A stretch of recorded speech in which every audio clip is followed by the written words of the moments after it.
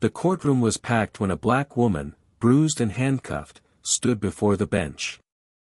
3 white officers smirked behind her, one whispering, "She deserves it," as the temporary judge struck his gavel, demanding silence. Her breathing was steady, her eyes unwavering, even as the room buzzed with judgment. But when she calmly asked the court to play the surveillance evidence, everything froze. People leaned forward, confused.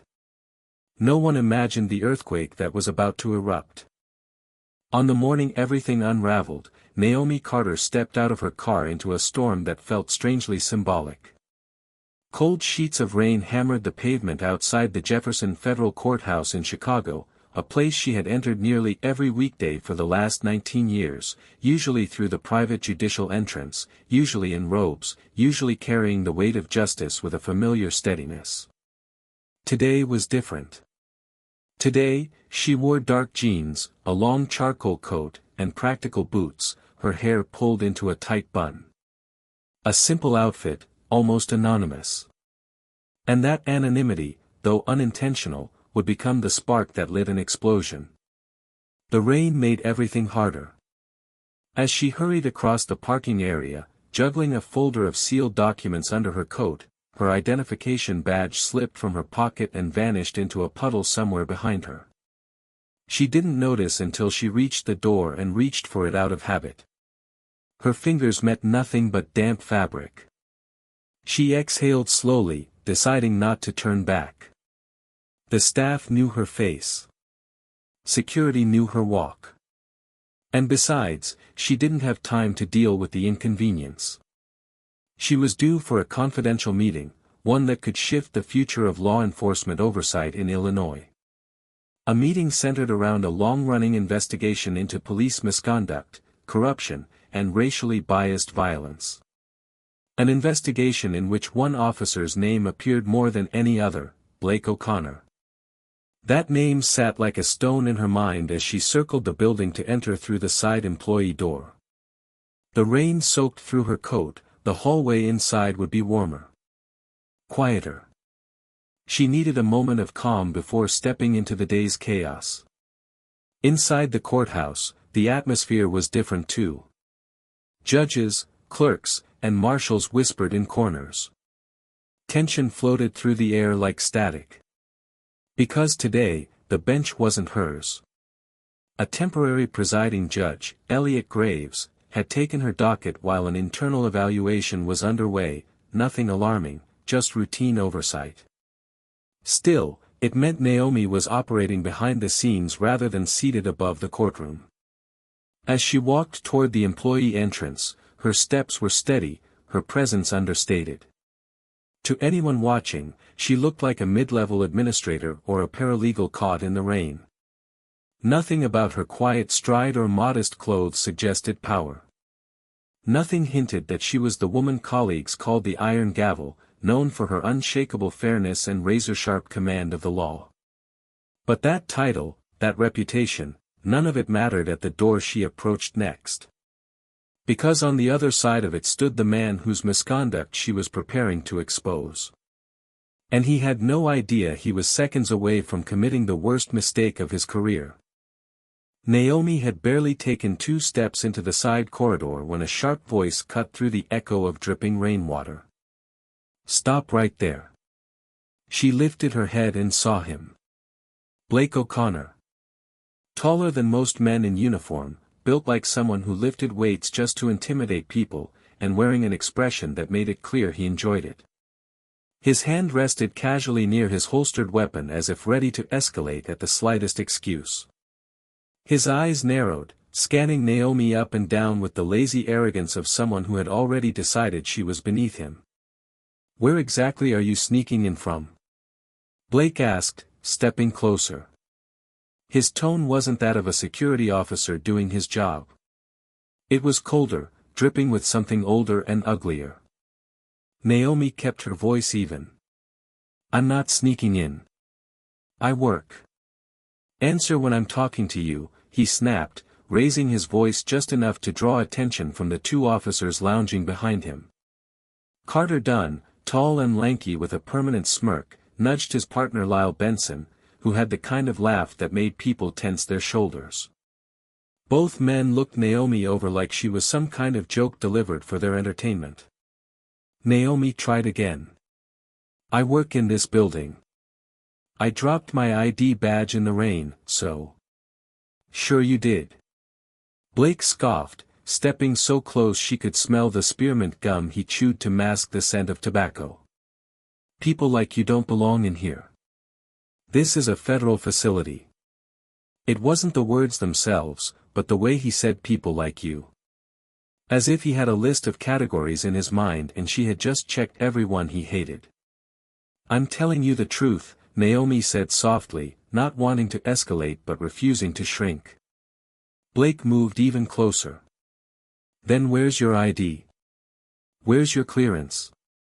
Where's anything that proves you're not lying to get past federal security?" "I told you," Naomi replied, "I lost it in the rain. If you'll let me speak with." Blake cut her off by grabbing her shoulder and spinning her toward the wall. Without warning. Without cause. Without hesitation. Her folder hit the floor, papers scattering across the tile like frightened birds. "Don't you walk in here thinking you can fool me." His voice dropped to a low growl that only she could hear. "I've dealt with your kind for years." Naomi winced as his grip tightened. "Officer, please. I'm not resisting." Carter and Lyle laughed behind them, their amusement echoing down the hall. From further back, a cleaning staff member, an older woman with a mop cart, froze mid-step. "Sir, she doesn't look like." Blake swung his glare toward her. "You step back if you want to keep your job." The woman immediately lowered her eyes and retreated, fear written all over her face.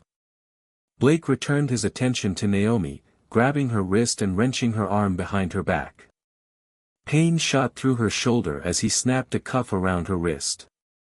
"This is unnecessary," Naomi said quietly. "Unnecessary?" Blake echoed mockingly. "You tried to enter a restricted area without ID. You ignored commands. You're trespassing. And you were acting suspicious." "I wasn't." He shoved her harder against the wall. "Quit resisting." "I'm not resisting," Naomi insisted, but her words disappeared under Carter's laughter. "Man, she's shaking," Carter said. "Look at her." Benson chimed in. "Probably knows she's going to jail today." Naomi closed her eyes, steadying her breathing.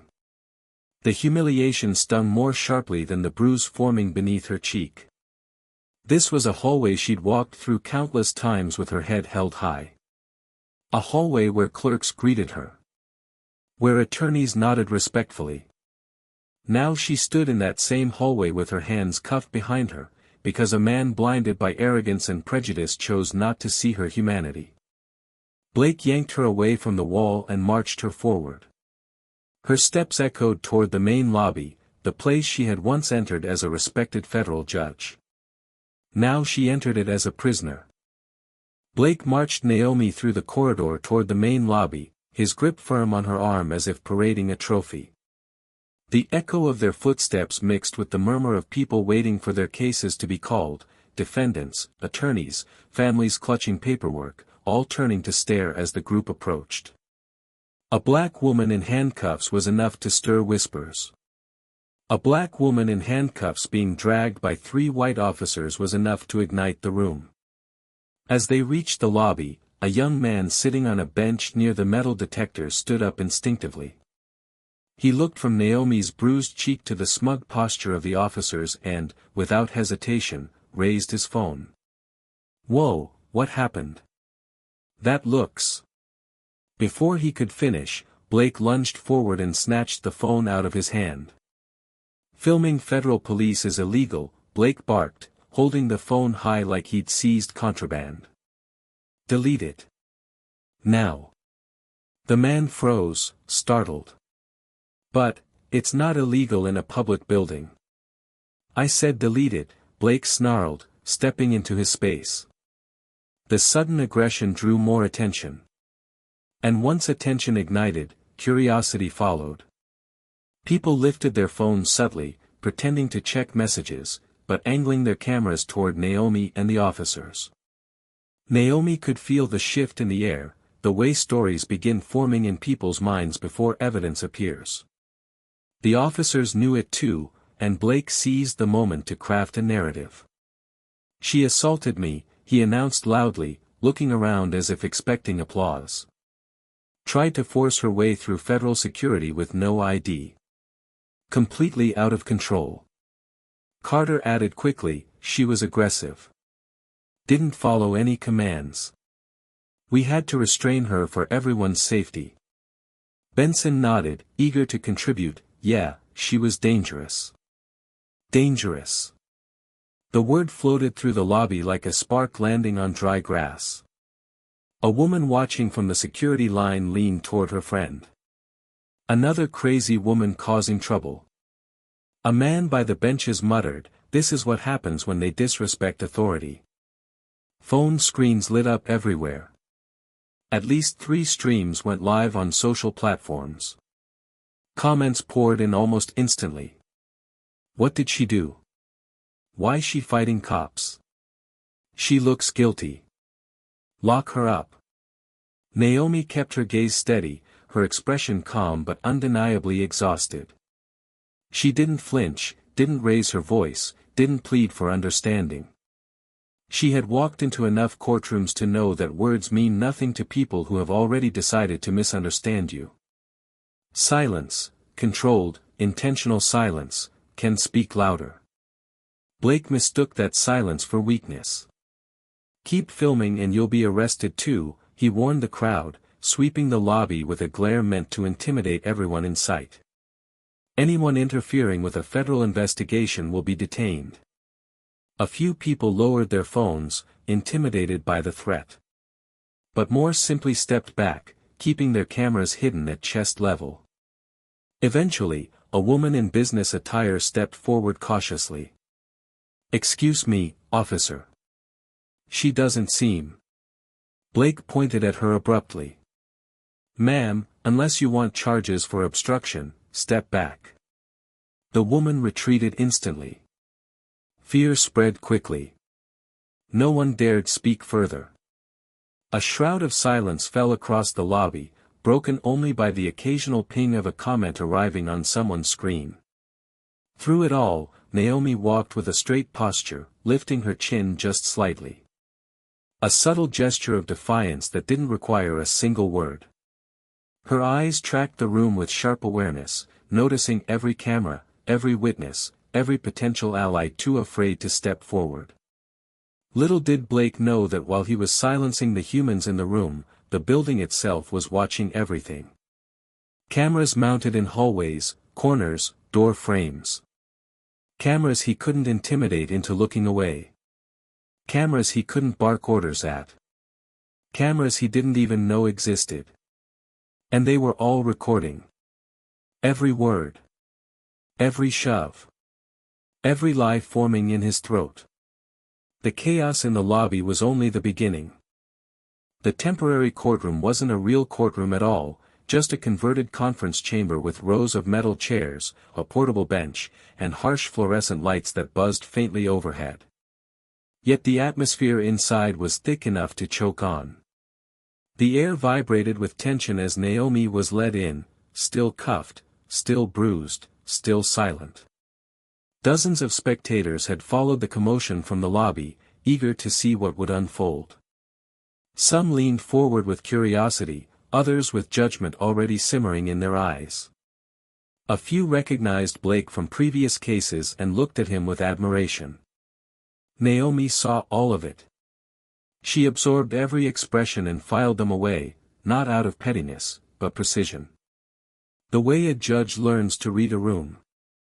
Blake stood proudly before the bench, shoulders squared as if preparing to receive a medal.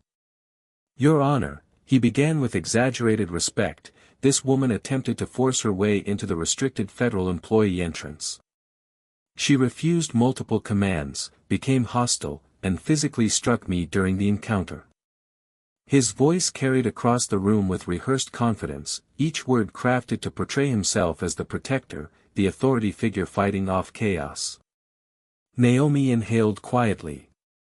She didn't interrupt. Didn't flinch. Blake continued, "My body cam was malfunctioning this morning, so I do not have my footage available, but..." "Convenient," someone muttered under their breath. Blake ignored it. However, Officers Dunn and Benson witnessed the entire event and can verify that she became aggressive without provocation. Judge Elliot Graves, a thin, silver-haired man with a perpetually condescending expression, leaned back in his chair. He had the air of someone who considered himself above inconvenience. "Proceed," he said. Carter Dunn and Lyle Benson stepped forward, each confirming Blake's testimony with robotic precision. "She swung at him first," Carter said. "She was yelling nonsense," Lyle added. "Completely unhinged." The lies rolled easily off their tongues. They had clearly practiced this dynamic. One led, the others followed. Naomi wondered how many people had suffered under the same choreography, how many voices had been drowned in the same chorus of deceit. When they finished, Graves turned his gaze to Naomi. "State your name for the record." She raised her head, bruised cheek glowing under cold lights. "My name is Naomi Carter." A murmur fluttered through the spectators. Something about the way she said it, calm, grounded, didn't match the chaotic criminal they had been encouraged to imagine. Graves tapped his pen impatiently. "Do you have anything to say in your defense?" Naomi spoke softly, but her words carried. "I did not attack anyone. I attempted to enter through an employee entrance when my badge was lost in the rain. I requested to speak with security. Officer O'Connor escalated the situation immediately." Blake scoffed loudly. "She's lying." "I am requesting," Naomi continued, ignoring him, "that the court retrieves and preserves all surveillance footage from the side entrance hallway, lobby, and temporary courtroom entrance from this morning." Blake's demeanor shifted. His jaw clenched, and he stepped forward. "Your Honor, she's trying to manipulate the system. These kinds of people always." "That's enough," Graves snapped at Naomi instead. "If you attempt to disrupt proceedings again, I will hold you in contempt." The spectators exchanged glances. Some frowned. Others nodded at Graves' tone, satisfied to see the troublemaker put in her place. Naomi remained poised. "I am asking for evidence, Your Honor." "Your request is denied," Graves said flatly, waving a dismissive hand. "Given the officer's consistent testimony and your lack of any identification, you leave this court very little choice." A man in the back whispered, "The woman looks guilty." A woman near the front added, "She shouldn't resist police." Graves lifted his gavel. "I am prepared to issue a preliminary finding." "Your Honor," Naomi said, her voice cutting cleanly through the air in a way that froze even Graves' hand mid-motion. Blake's head snapped toward her. Naomi continued, quietly but with an edge sharper than steel, "Before any decision is made against me, I want it on the record that all surveillance cameras inside this courthouse, including areas not disclosed to the public, are fully operational. I request they be preserved immediately." Graves waved his hand again. "You are not in a position to." "She is," someone whispered from near the doorway, though Naomi couldn't see who said it. Blake's voice rose, louder, angrier. "This is exactly what I meant. She's trying to twist everything. She's trying to turn this into some conspiracy." Graves slammed his gavel. "That's enough from both of you. One more interruption, and..." But Naomi wasn't looking at Graves anymore. She was looking at Blake. Directly. Unblinking. Something inside her shifted then, something subtle but seismic. A calmness washed over her, not of defeat but of readiness. The readiness of someone who had decided she was done allowing others to control the narrative. The room felt it. A ripple of unease spread through the observers. The officers exchanged a quick glance. Even Graves paused, the gavel hovering in his hand. Naomi lifted her chin slightly. That was it. A single movement, small enough to ignore if you didn't understand her, but monumental enough that everyone felt its weight. Silence fell so quickly it was almost violent. This was the moment. The moment before the floor cracked open beneath the liars. The moment before the truth detonated. And the moment Blake O'Connor unknowingly sealed his fate. For a moment, the room remained suspended in that heavy silence, everyone waiting to see what Naomi would do next.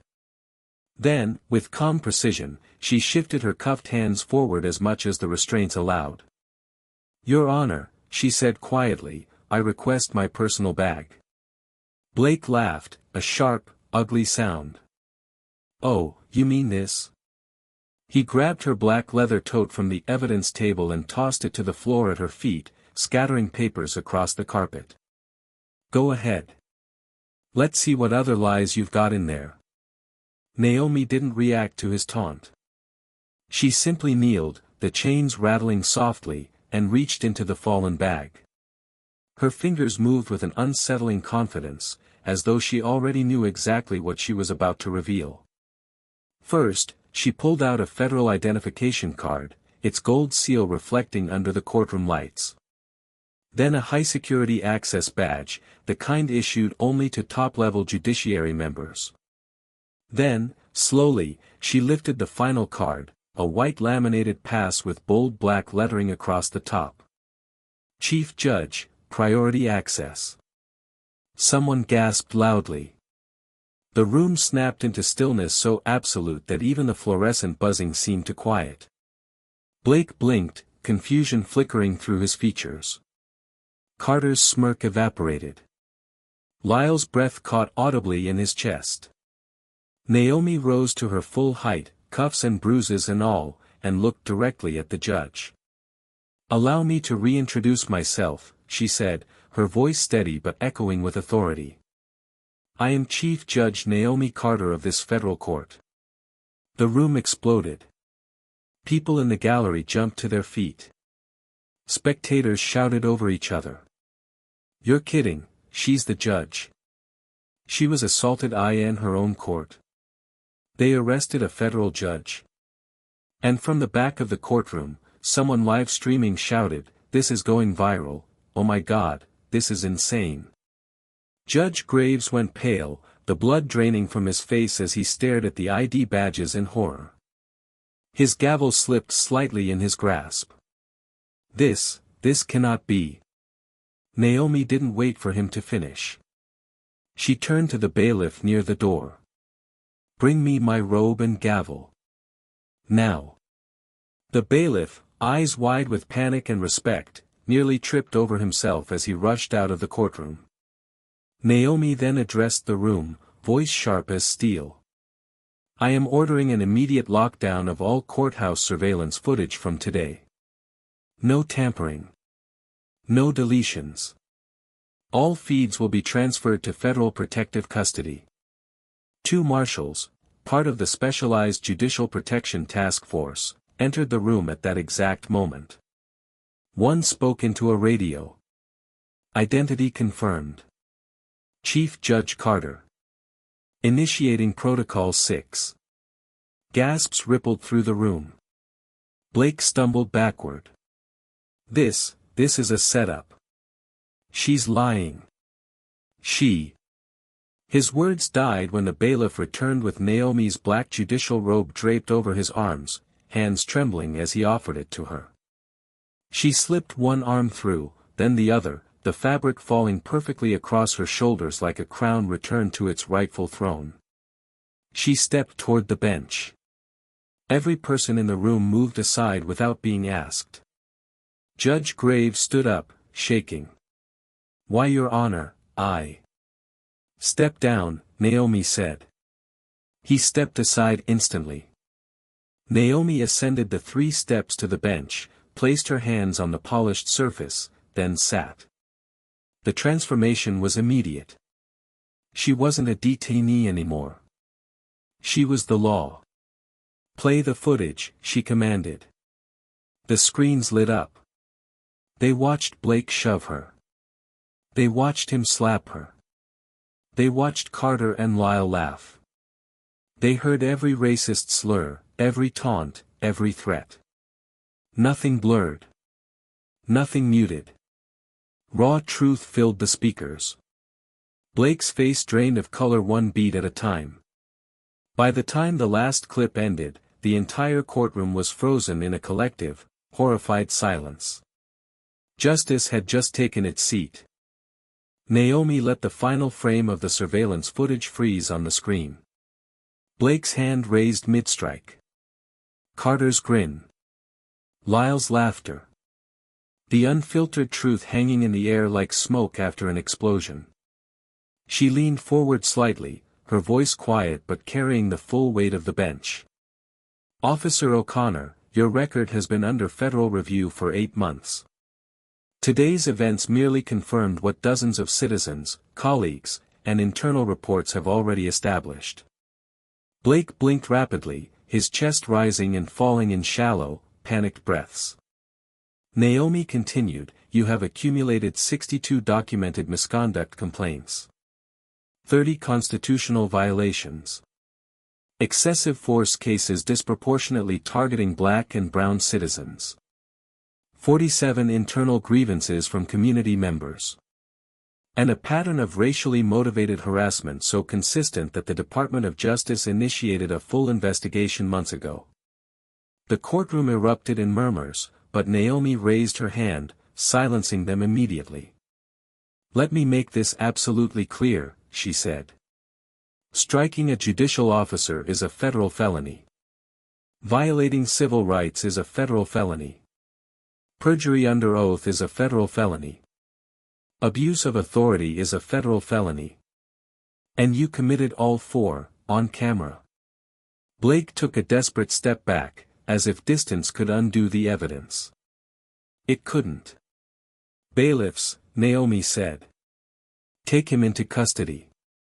2 marshals stepped forward, snapping cuffs onto Blake's wrists with the very force he once used on others. His face twisted with disbelief as they lifted him away from the bench where he had once stood smirking. Naomi turned her gaze to Carter and Lyle. "Officers Dunn and Benson, you are hereby suspended effective immediately. You will be detained pending federal review for participating in falsified testimony, witness intimidation, and complicity in civil rights violations." Their smirks vanished. Their hands shook. The live stream panned toward them, capturing every second of their unraveling. For the first time all day, justice wasn't whispered. It was visible. Undeniable. And completely inescapable.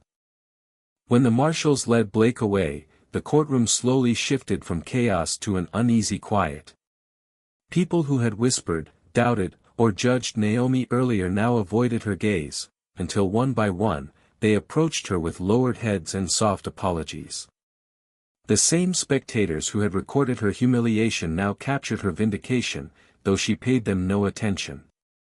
Moments later, clerks and attorneys hurried in with files that Naomi had fought years to protect. Cases tied to Blake's misconduct, cases dismissed, neglected, or corrupted, were reopened for review. Justice, long delayed for many, finally had a pulse again. A frail older man stepped forward, his voice trembling. "You fought for all of us today," he said. Naomi met his eyes and gave a single nod. She left the courtroom without fanfare, walking through the same doors she had entered in handcuffs, now with dignity restored.